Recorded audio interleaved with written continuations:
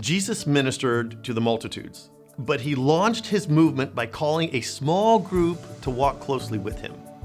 This group caught the vision, carried the mission, and turned the world upside down. Now, if you're looking to launch a new campus, the key isn't starting big.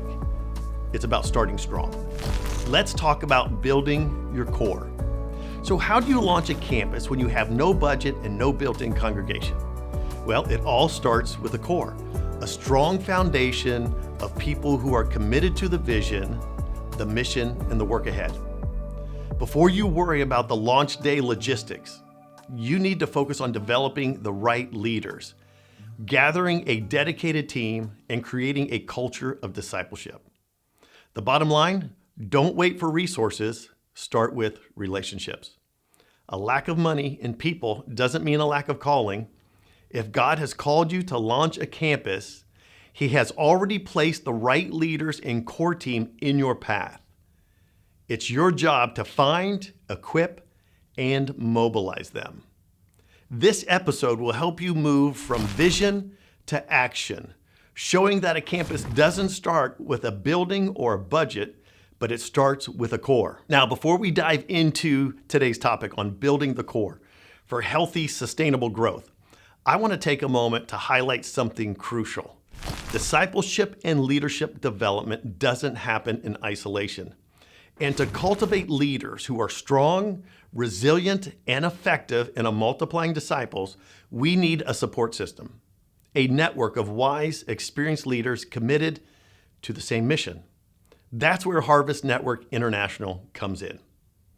In this season, when the church is navigating new challenges and opportunities, having a network to lean on is essential. Harvest is not just a group of ministry leaders. It's a family of leaders who are passionate about raising up the next generation of healthy, disciple-making leaders. Now, as we build healthy leaders, we're creating a culture of discipleship, one that empowers individuals to walk out their faith, build strong communities, and multiply leaders who will continue to advance God's kingdom. So whether you're in the early stages of your leadership journey or you're looking to take your church to the next level, Harvest Network provides the relationships, resources, and support you need to build a lasting legacy of leaders. So let's work together to disciple, train, and send out leaders who will change the world for Christ. Now let's get back to our strong core. A multi-site campus rises and falls on leadership. The campus pastor isn't just a preacher. They're the shepherd of the campus, the communicator of the vision for this campus, and the relational glue that holds everything together. So their role is to embody the mission and values of the sending campus while effectively leading and pastoring the new congregation.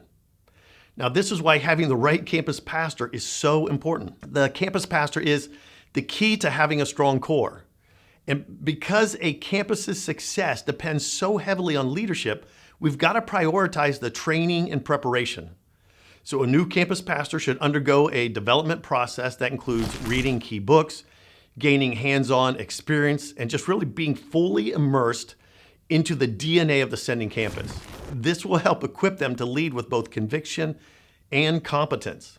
But they must also be able to build relationships and create a sense of community. They need to be approachable and relational, and they must understand the culture of the sending church to ensure that the campus aligns with it. But they also have to adapt and adjust the vision to fit the unique personality and needs of the new campus. So effective campus pastors foster a sense of belonging where people can connect and grow and contribute. Now, a strong core team is essential for this successful campus launch. And this group is the difference between a campus with momentum and one that is struggling to gain traction. So this core group is made up of, first of all, people from the sending campus who may already live in the area of the new campus.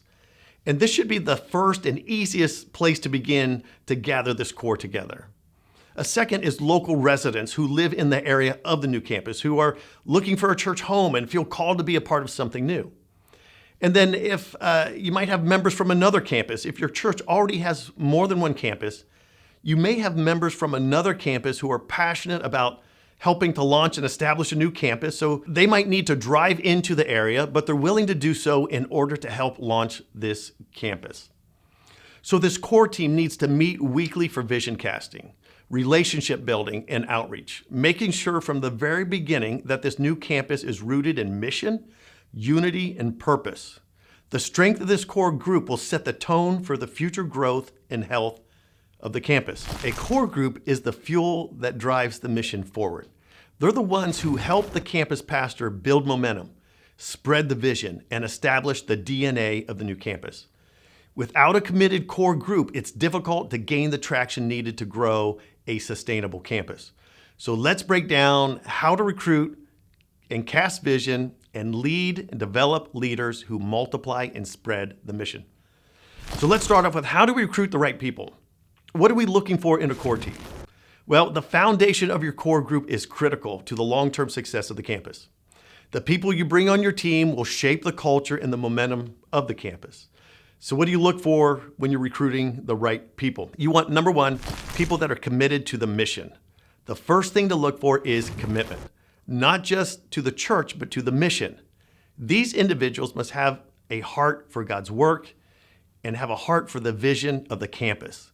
They should be passionate about seeing lives transformed and willing to give of their time, their effort, and their energy to get things off the ground. They don't need to be perfect or already have a lot of experience, but they should be all in with the mission. Our core group worked hard and sacrificed to launch our Marion County campus. And when we launched our Marion County campus, this core group worked tirelessly and made sacrifices to see the vision become a reality. They gave of their time, their talent, their treasure. They were serving faithfully, using their gifts and investing financially to build something that would outlast them. Second thing you're looking for is spiritual maturity. While you don't need a team of seasoned pastors, you do need people who are spiritually mature and grounded in their faith. Your core group needs to be individuals, primarily individuals who can weather the ups and downs of ministry and have a deep commitment to growing spiritually. They should model what it means to be a disciple, actively pursuing growth in the relationship with God. You also want to look for leadership potential. Look for individuals who not only have influence, but also have the potential to lead. Now, these people might not be already leading or running ministries, but you see that they have the ability to lead a ministry. They have the ability to bring people together, to inspire others, and to lead by example. So identify those who can step into leadership roles as the campus grows. These individuals will be essential for carrying the vision forward and multiplying the work. All right, you're also looking for people who have a team player mentality. A successful core is one that works together well. Look for people who are collaborative and willing to serve without seeking personal recognition. They should be able to check their egos at the door, be willing to support each other in the shared mission. They need to have a team-oriented attitude that is essential, as challenges of the new campus will require constant collaboration and mutual support. You want to look for a diverse skill set. The core group should have a mix of gifts and skills that complement one another. Some may be gifted in worship, others in leadership or hospitality or communication. A well-rounded team will be able to cover all the bases as you begin the work of establishing the campus. So look for individuals who bring diverse skills to the table. So you're not relying on the same gifts to carry everything. Out of this core group will come your ministry team leaders who will head up necessary ministries for launch. And we'll talk about that more in a future session. Number two, you want to cast the vision so that your team owns the mission and not just attends these meetings. So once you've established your core group, the next step is casting a compelling vision. Now, vision casting isn't about explaining the what of the campus, it's about the why. And in most cases, the vision has already been introduced to those who are now part of your core. That's likely what drew them in and stirred their desire to help launch this campus in the first place. But vision can fade, so it must be continually shared, clarified, and reinforced. When your team clearly understands the purpose behind what they're doing and are reminded of it regularly, they will own the mission and stay deeply invested in the success of the campus. and you want to communicate the big picture, share with the core group why this campus matters, not just for this church, but for the kingdom. Help them to understand that this isn't just a new service or location. This is about reaching new people with the gospel, expanding the reach of God's kingdom, and seeing lives transformed. Make the vision bigger than any one individual or even the campus itself. Cast a vision for the internal impact that's going to happen. You also want to involve them in the process. Don't just cast the vision and hope that your team catches it. Invite your core team into the process and watch the vision come to life. While the overall vision and worship style and some outreach priorities are already set, there's still plenty of space for creativity and contribution and the use of their unique gifts. Encourage your core team in brainstorming and planning how best to express the vision in your context. Encourage them to take an active role in shaping the campus experience, generating ideas for community engagement, and leading initiatives that align with their strengths. When people are empowered to contribute meaningfully, they feel ownership, and that creates lasting buy-in and momentum.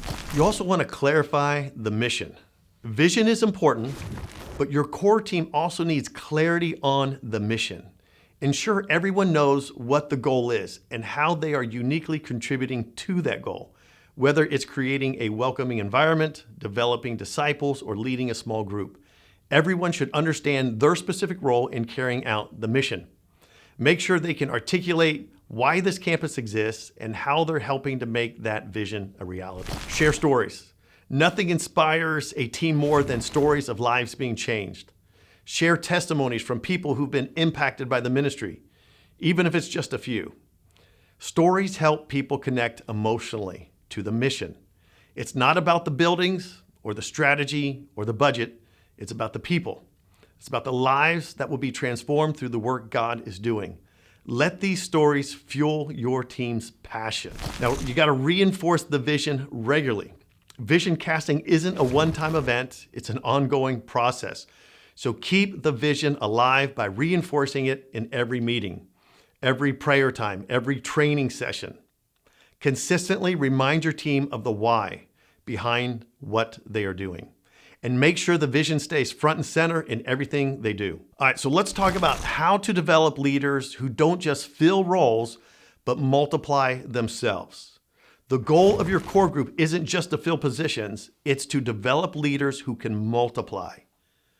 Jesus didn't just invest in the 12 disciples for the sake of having followers. He invested in them to raise them up as leaders that would go on and multiply his ministry. So we want to empower leaders to lead. Don't micromanage. Give your core group the freedom and responsibility to lead within the mission. Empowered leaders aren't left to invent their own direction, but they're entrusted to carry out the shared vision with creativity, initiative, and faithfulness. Help them develop the confidence to make decisions, lead initiatives, and steward the work God has entrusted to them. Don't just fill roles, develop leaders who are equipped to disciple others and multiply ministry impact. Provide them with training on leadership, spiritual formation, and practical ministry skills. This can come in the form of workshops, one-on-one mentoring, or group discussions. The more equipped your leaders are, the better they can multiply themselves. You also want to encourage reproduction. Make it a point to encourage your leaders to always be looking for others to mentor and develop. Teach them that leadership is not just about personal success, but about reproducing themselves in others. A healthy leader knows that their job isn't done until they've equipped and raised up others to take on leadership roles. You also want to celebrate leadership growth. Recognize and celebrate when someone steps into a leadership position, whether it's starting a new small group or leading an outreach event or launching a ministry. This will encourage the whole team to continue investing in others and multiplying the leadership base. As the leader of the core group, you must set the example of multiplication. Lead with intentionality. Always look for opportunities to raise up the next generation of leaders. Whether you're teaching, mentoring, or delegating responsibility, make it clear that multiplication is a core value of the team. So remember, when you recruit the right people and you cast a clear and compelling vision and develop leaders who multiply, your core group becomes more than a team. They become the engine that drives the mission. This group will carry the vision, build momentum, and lay the foundation for a campus that is strong, healthy, and built to last. So take your next step, build your core, invest in leaders, and launch with confidence. If this episode has encouraged you, would you share it with somebody else who needs it? I look forward to seeing you in the next episode.